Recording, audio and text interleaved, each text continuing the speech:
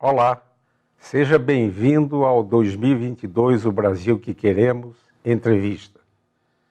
Vamos discutir hoje um tema extremamente importante, que é da ecologia e sustentabilidade. Atualmente, o ambiente no planeta que nos hospeda é um tema estratégico, pois define os estilos de vida e a estrutura social do planeta. Essa temática deve ser vista dentro dos limites naturais que podem comprometer a vida no planeta. Vamos ter a oportunidade de discutir esse tema em várias dimensões, a relação do ser humano com a natureza, a importância da educação ambiental, a preservação de nossos recursos hídricos e tendo em vista a crise hídrica no Distrito Federal. Para discutir esse tema, convidamos dois especialistas com larga experiência no assunto e eles têm apontado caminhos para a conservação do planeta para o bem-estar das próximas gerações.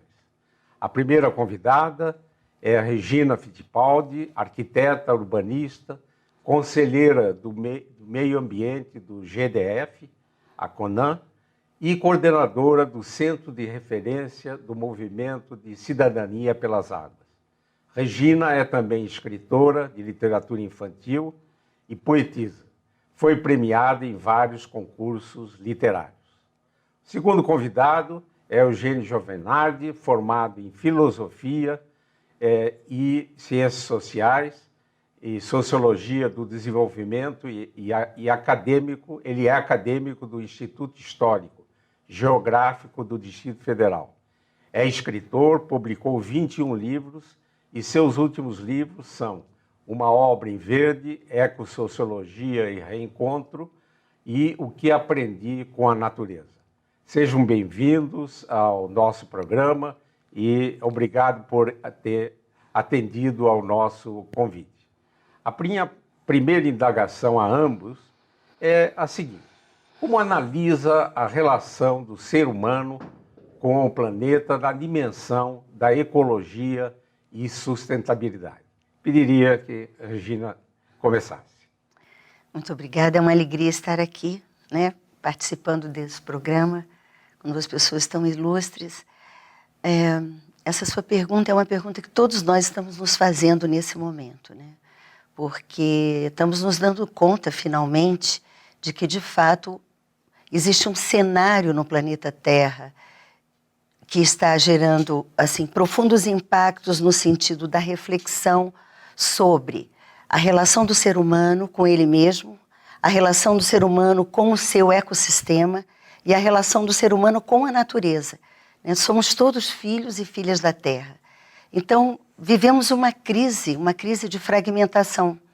Essa crise de fragmentação é aquela que faz com que a gente tenha cometido um equívoco de considerar que a natureza está separada de nós. Isso surgiu no século XVIII e todo o pensamento modernista foi apoiado sobre essa fragmentação. E nós somos filhas e filhas desse pensamento. Mas mais do que isso, nós somos filhas e filhos de um sistema vivo que nos trouxe até aqui. Então, no cenário atual, eu vejo que nós vivemos um momento muito positivo, embora a gente esteja vendo toda uma série de crises do ser humano em relação às florestas, à biodiversidade, às águas, à ocupação, os desafios em relação ao desenho urbano, a mobilidade, toda uma questão que demanda soluções, mas eu acredito, ao mesmo tempo, junto com isso está surgindo, florescendo uma consciência de pertencimento. É essa consciência de pertencimento, o resgate dessa consciência de pertencimento, que eu sinto que é um movimento que nós devemos caminhar na direção de, para fortalecermos essa percepção de que somos filhos e filhos de uma rede de interdependências, de interconexões, e que tem uma origem profundamente espiritual, porque também na raiz do pensamento racionalista, positivista, e que excluiu, vamos dizer assim, o ser humano da natureza, criando uma visão antropocêntrica da relação ser humano-terra, ao mesmo tempo nós estamos redesenhando uma cosmogênese, né? Uma gênese, da onde vem?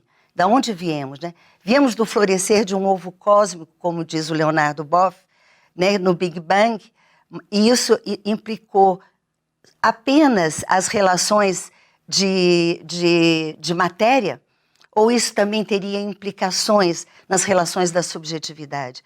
Será que o ser humano, no processo evolutivo da vida, ele foi tornando sutil a partir de oceanos incandescentes e vulcões escaldantes para essa forma que nós somos em 4 bilhões de anos, para termos olhos, 2 pernas, 2 braços?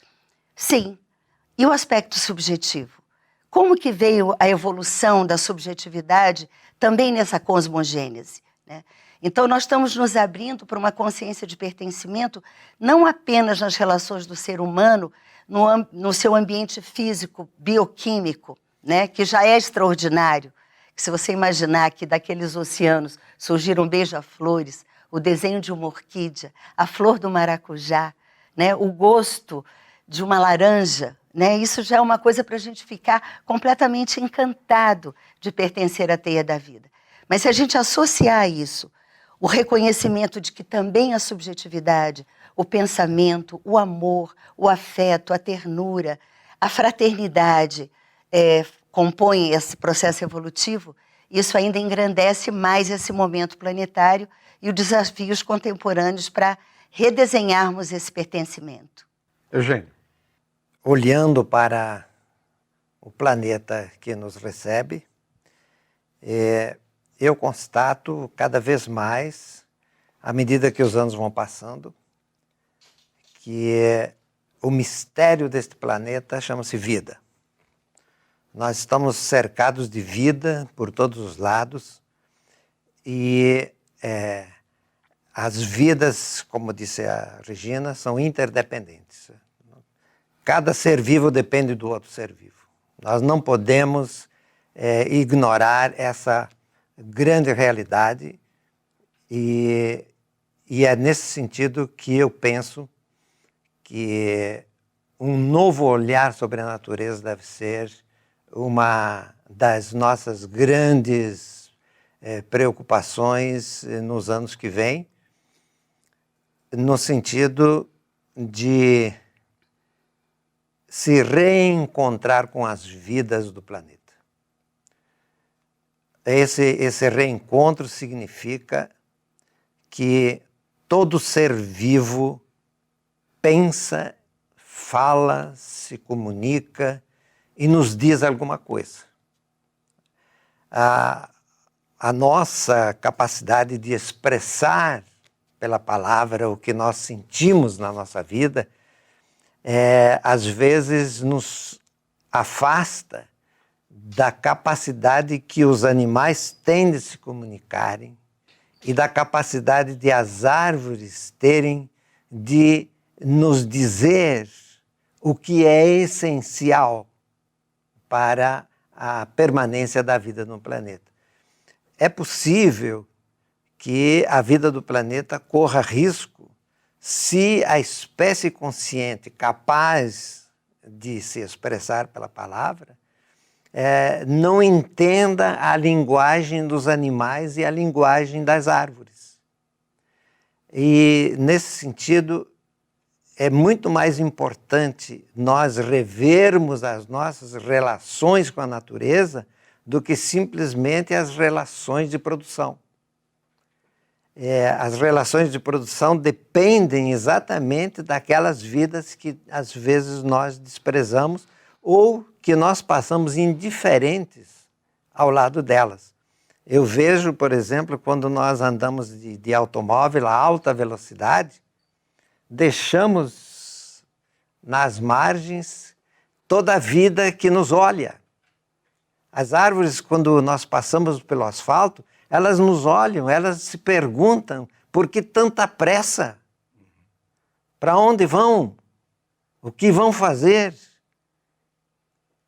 E deixamos de aprender esta paciência do dia a dia. O que mais me surpreendeu foi quando eu compreendi que as árvores têm um sistema, por exemplo, de vegetal web, quer dizer, uma rede vegetal de informação dentro dela mesma e com as outras árvores.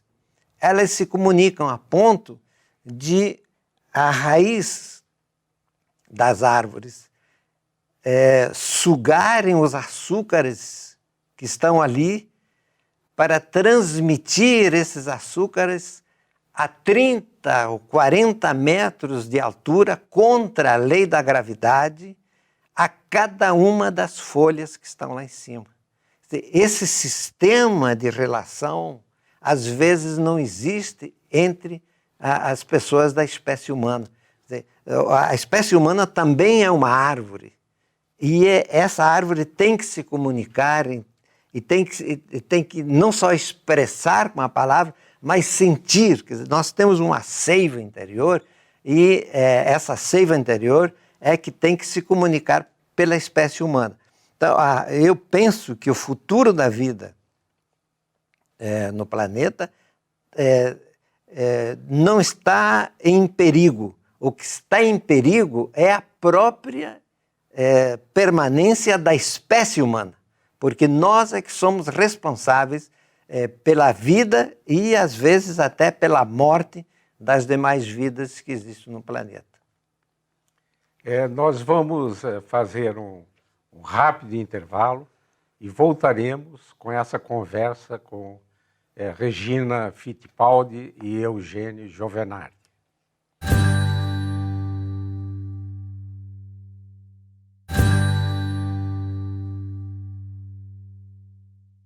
Voltamos com essa conversa com Regina Fittipaldi e com Eugênio Giovenardi. Eu indagaria a Regina, que é também pró-reitora de Meio Ambiente da Universidade da Paz no Distrito Federal, e essa indagação se refere à educação ambiental. Qual é a importância da educação ambiental no nível da família, da escola e na mídia? Essa sua pergunta é maravilhosa, porque a educação ambiental ela é vista não apenas como uma fonte de informações, de dados cognitivos para as pessoas adquirirem conhecimento, mas hoje a educação ambiental ela tem a função de colaborar para o resgate dessa consciência de pertencimento. Então, para isso, a educação ambiental, como nós entendemos na Universidade da Paz, dentro de uma abordagem transdisciplinar e holística, ela passa pela abordagem em 3 ecologias. A ecologia individual, quer dizer, você na relação com você e com o meio onde você está, né? A relação da ecologia social, nós somos seres sociais, seres de relação, né? E a ecologia ambiental, quer dizer, de que forma esse eu que eu sou se relaciona com a Mãe Terra que me nutre, que me gera. Então, a educação ambiental, ela tem essa vastidão de possibilidades de enfoque que gera um autoconhecimento, uma abertura para o conhecimento individual no sentido do ser humano não apenas como um ser que pensa, mas um ser que pensa, que sente, que interage e que vivencia toda uma trajetória de vida interrelacional e interdependência com outros seres da Terra. Perguntaria ao Eugênio Giovenardi que em seus livros destaca a importância da preservação da natureza e se ele poderia relatar também as suas experiências no Sítio das Neves, no Santuário Ecológico Olhos d'Água, que demonstra que podemos recuperar a natureza. Eu penso que a educação ambiental, ela se refere à compreensão da natureza como tal. E isso começa na primeira infância.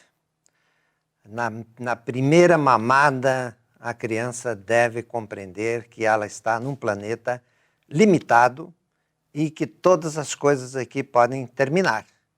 E, portanto, nós temos que utilizá-las com moderação. E foi isso que eu compreendi convivendo com este pedaço de cerrado que eu encontrei completamente degradado e percebi que quanto menos eu interviesse e quanto menos decisões eu tomasse e deixasse as árvores e os bichos tomarem as suas decisões para ocuparem o espaço, eu me sentiria talvez melhor agradecido pela abundância de vidas que iam se formando ali.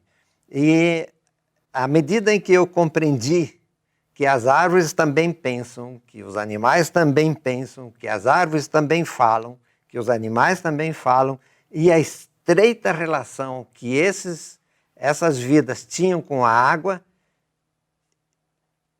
eu penso ter descoberto eu diria, não a verdade, mas um pedacinho da felicidade de estar vivo nesse planeta. E o que eu sugiro às escolas é que mostrem para a criança como elas podem compreender a natureza. E assim como na idade adulta eu comecei a compreender a natureza, será muito mais fácil ter essa relação com a natureza desde pequenos. Eu tenho netas e elas desde pequenos começaram a respeitar as árvores, primeiro não tirando folhas das árvores, não quebrando galinhos, porque ninguém gosta que alguém chegue e torça o nariz, o meu nariz, ou arranque a minha orelha, ou fure o meu olho. Esse mesmo respeito que nós temos com a espécie humana, nós temos que ter com todas as espécies vivas. É nisso que consiste, eu penso, a educação ecológica. Eu poderia só complementar, concordando completamente. Veja bem, ele traz algo importantíssimo para a educação ambiental. A educação ambiental ela não é cognitiva, ela é uma vivência, a experiência de ser. Né? Então, por exemplo, eu lembro que na minha escola, quando eu era criança, a gente tinha hortinha, a gente tinha mais espaços, mais contatos com a natureza. E nós que nos tornamos essencialmente urbanos, né, construímos um ecossistema urbano distanciado da natureza, passamos a querer aprender a natureza pensando nela. Mas, na verdade, o que mais promove a educação ambiental é a experiência, a sensorialidade. É você entrar na água, você sentir o vento, você subir numa árvore, você correr, sentir o sol. Entende? Então, essa relação do ser humano com a natureza, no ponto de vista da educação ambiental, na ecologia individual, ela reconhece que no corpo, o corpo é o sacrário de experiência, né? Onde você vai vivenciar essa consciência de pertencimento através dos sentidos, do paladar, do tato, do olfato, né? Da visão. Então, potencializar todas esses componentes físicos, corporais e profundamente espirituais que a vida nos legou e que nos torna seres de relação com a natureza. Né? Eu resumiria que precisamos viver sentindo a vida. Isso, não pensando a vida. Exato. Sobre a crise que nós estamos passando dos recursos hídricos do Distrito Federal. Você poderia comentar as causas e soluções. Primeiro, Regina. Realmente, o que está acontecendo em Brasília é algo totalmente inesperado. Né? Nunca imaginamos que Brasília chegaria a um ponto de ter uma crise hídrica. E eu faço parte também do Conselho de Recursos Hídricos e do Comitê de Bacia do Paranoá.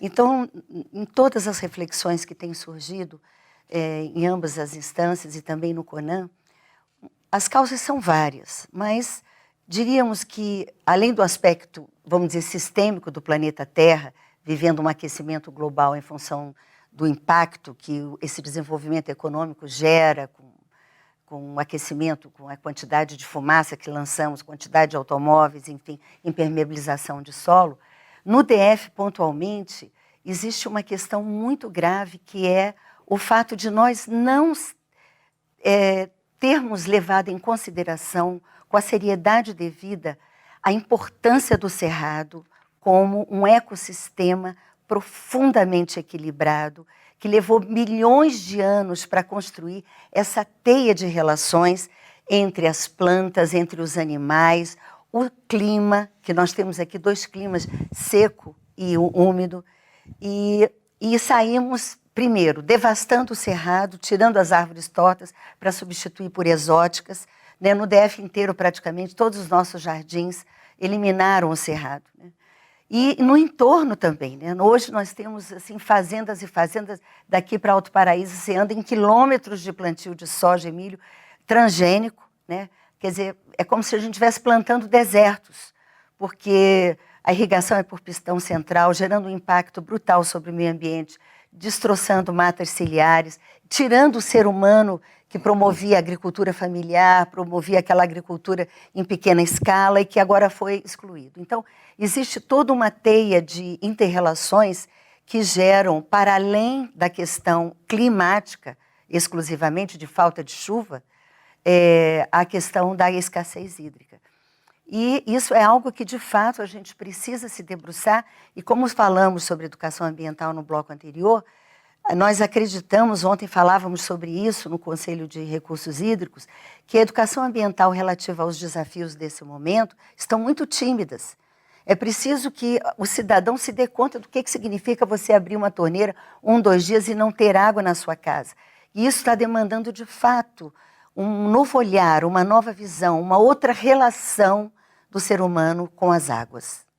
Em 2005, eu publiquei um pequeno livro chamado O Retorno das Águas. E isso vinha da experiência que eu tinha no sítio das Neves. E a razão de publicar este livro é porque eu disse a uns amigos que se a coisa continuar assim, em 2005, em 10 anos nós teremos racionamento de água no Distrito Federal. E foi a razão por que eu publiquei esse livro. Errei só de 1 ano. As coisas aconteceram. Por quê? Porque a degradação do ecossistema e do bioma cerrado era progressiva minuto a minuto. Não era de ano a ano, era minuto a minuto. A gente percebia essa dificuldade. Eu penso que há 2 perguntas aqui a fazer. Quanta água temos e quantos consumidores somos? Agora, esse debate que está sendo feito sobre a água em preparação ao 8º Fórum Mundial da Água é um debate incompleto. Infelizmente, eu fiz um artigo sobre isso, mas não foi publicado, talvez porque esta palavra incompleto feriu as suscetibilidades de alguém. Por que é incompleto? Porque nós pensamos hoje na chamada crise hídrica, que não é crise hídrica, é uma crise de gestão das águas. Isso não vem de hoje nem de ontem, isso vem de 1500. Porque até 1500 não havia problema de água no Brasil. Então, nós é que geramos esse problema. Então, quanta água temos aqui no Distrito Federal? Aqui nós temos um berço das águas. Ou seja, nós temos aqui um bebê. E este bebê precisa ser tratado como bebê, como berço. Segundo lugar, quantos somos os consumidores de água? E nós pensamos que somos só nós os consumidores de água. Então vamos na torneira e quem tem geladeira vai direto à geladeira para tomar água fresca. E esquecemos que não é a torneira a fonte da água, é a nascente de água que é a fonte da água. Então, quantos somos? Temos que contar não só os 4 milhões de habitantes do Distrito Federal e das cidades que rodeiam o Distrito Federal. Nós temos que contar as árvores que também precisam de água, porque a a árvore é 100% água, então ela precisa de água. Os animais precisam de água, não somos só nós. Então é por isso que essa discussão é incompleta. Nós estamos pensando em água e pensando nas pessoas. Então, o que nós temos que pensar é numa transição hídrica. Ou seja, temos que começar a tomar consciência de que a vida do planeta é que precisa de água. Então nós temos que cuidar da água em função da vida e não em função da água simplesmente. Eu sinto, indo na direção do que você falou, que nós precisamos de fazer um pacto de gestão das águas. Nós temos que pactuar entre os diferentes atores, né, e considerando essa responsabilidade que nós que somos povos do Planalto Central, somos povos do Cerrado, somos cabeceira das águas. Nós temos aqui águas emendadas, de águas emendadas vertem águas para as 3 bacias mais importantes do Brasil. Então nós somos guardiões das águas de bacias brasileiras. Então é muito importante que os gestores, que os usuários, que toda a cidadania se dê conta desse nível de responsabilidade e se torne um corresponsável pela gestão, né? Além, claro, da clareza das políticas públicas em relação ao uso do solo e à recuperação do cerrado. Estamos já chegando ao final da nossa conversa e eu pediria para ambos, em 1 minuto, enviar uma mensagem para os jovens, porque o nosso movimento 2022, o Brasil que queremos, quer envolver os jovens nesse debate, na busca dos caminhos, e eu pediria então, em 1 minuto, Regina e depois Eugênio. A Unipaz esse ano está completando 30 anos. Eu até trouxe aqui a Arte de Viver em Paz, do nosso reitor, nosso fundador, professor Pierre Weil, que foi premiado pela Unesco como Educação para a Paz para o 3º milênio. Então, fundamentalmente, eu acho que nós temos que construir aquilo que o Pierre Weil dizia, sair do amor ao poder para o poder do amor.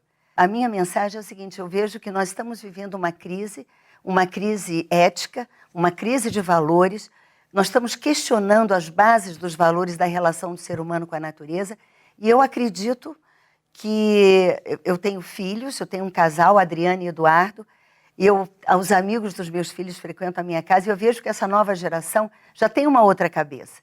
Eles já não estão correndo atrás tanto de poder, de ter, eles estão mais numa busca de uma relação mais harmoniosa, mais solidária, mais fraterna com a vida e com eles mesmos. Deixar de ser refém de um sistema que a gente sabe que está falido, uma economia perversa que submete o ser humano e sua liberdade, e nos abrirmos para uma relação harmoniosa com aquilo que de fato a gente acredita que vai nos fazer felizes. Que bela mensagem, né? A arte de viver em paz. Eugênio? Bom, eu diria aos jovens, às crianças e aos jovens deste planeta, que há que se fazer um pacto da água. O pacto da água significa respeitar mais as árvores, mais as plantas, porque elas é que garantem a subsistência das nossas nascentes. Então, a transição hídrica vai ser esse olhar novo para a natureza, novas relações com a natureza e, ao mesmo tempo, um controle dos consumidores que não produzem água, que é a espécie humana. Nós temos que pensar seriamente no controle da população mundial, né? A começar pelas nossas famílias, a começar por pessoas que vivem distantes, às vezes, dessas informações fundamentais, porque a espécie humana é gastadora de água, ela não é produtora de água. A produtora de água é a planta, são as árvores. Então, essa é a mensagem que eu gostaria de deixar para as novas gerações, e gostaria de dar um pequeno livrinho sobre a ecossociologia, que é exatamente escutar o eco da natureza que vem das árvores e de todas as vidas que existem no planeta. E mais, em primeira mão, acaba de sair um pequeno livro chamado Reencontro, o que aprendi com a natureza. E eu espero que todos nós possamos aprender da natureza uma nova forma de vida. Agradeço muito. Eu gostaria de agradecer a presença de nossos excepcionais convidados, Regina Fittipaldi e Eugênio Giovenardi, e a você que acompanhou o nosso programa, e nos encontraremos em uma próxima oportunidade.